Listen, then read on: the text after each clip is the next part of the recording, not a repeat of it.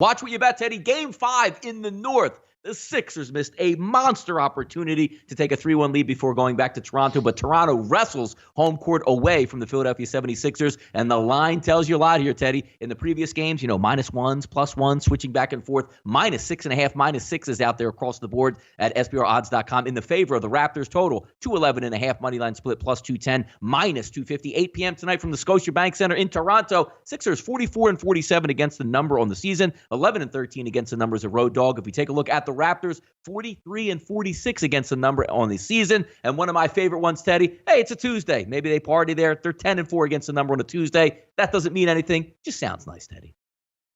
Sure. It's a nice little angle, 71% angle. Hey, they're yes. 10-4 on Tuesdays. Kawhi Leonard was a difference maker in Game 4, no question. It was a monster, 39 points, 14 boards. Well, that and Embiid not being a factor. But certainly for the series, Kawhi Leonard, 38 points, 9 boards a game. He's shooting 62% from the field, 46% from three-point range. If Toronto's going to win, it's going to be on his back. Brett Brown's quote stands out a little bit. Funny enough, with our wings, I think we've done a decent job on him defensively. Might we look to double-team him a little bit more? Possibly.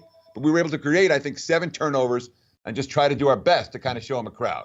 At the end of the day, that's a hell of a playoff game, 39 points, and you really felt all of them. Nick Nurse's quote, we weren't in great rhythm, right? But we were good enough Sunday. We were fighting and figuring some things out on the fly. We're running some stuff we've never run before with Mark and Serge and trying to figure out how to best use that kind of stuff. And that really was a difference maker for Toronto in Game 4. Gasol and Ibaka on the floor together. For the entirety of the regular season, they were on the floor for 31 minutes together. In Game 4, they were on the floor together for 25 minutes together. So that duo worked. A lot of it had to do with the fact that Embiid wasn't a factor. Embiid, quote, I didn't have a good night, didn't sleep, was throwing up. I needed an IV at 6 in the morning. I tried to play. I tried to get the win. Obviously, it wasn't enough.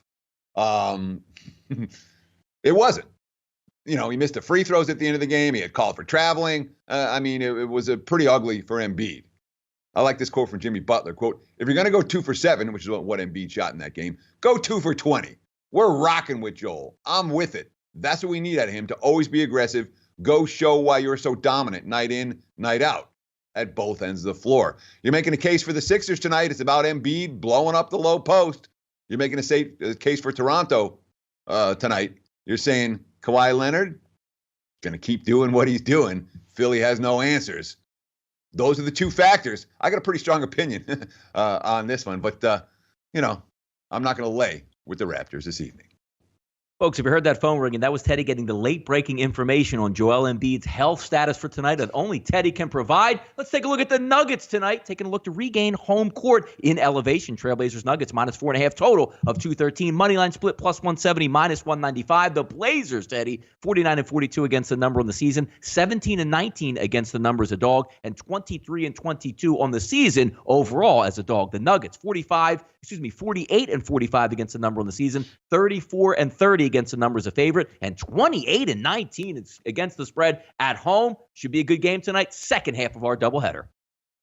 Yeah, this series has been every bit as good as Houston Golden State. All 4 games have been decided by 8 points or less, including 1 in 4 OTs.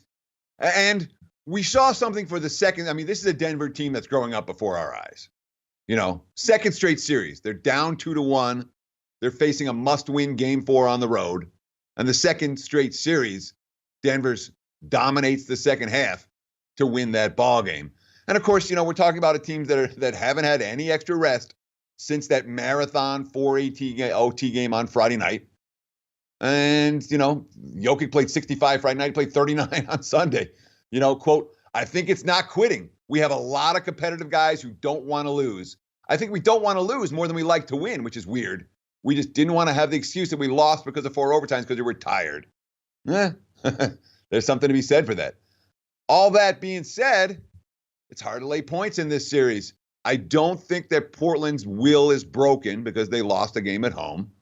And Damian Lillard is still a guy who can take over a game. Now, look, Denver's defense on Lillard has been great in this series. His quote, they're trying to show me bodies and make me play in a crowd.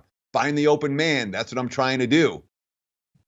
McCollum's been the beneficiary. He scored 30 points in his last 3 games, an average of 30 points in the last 3. They're going to need more than just McCollum to score off of Lillard's double and triple teams tonight if they're going to hang tough with a chance at the outright upset.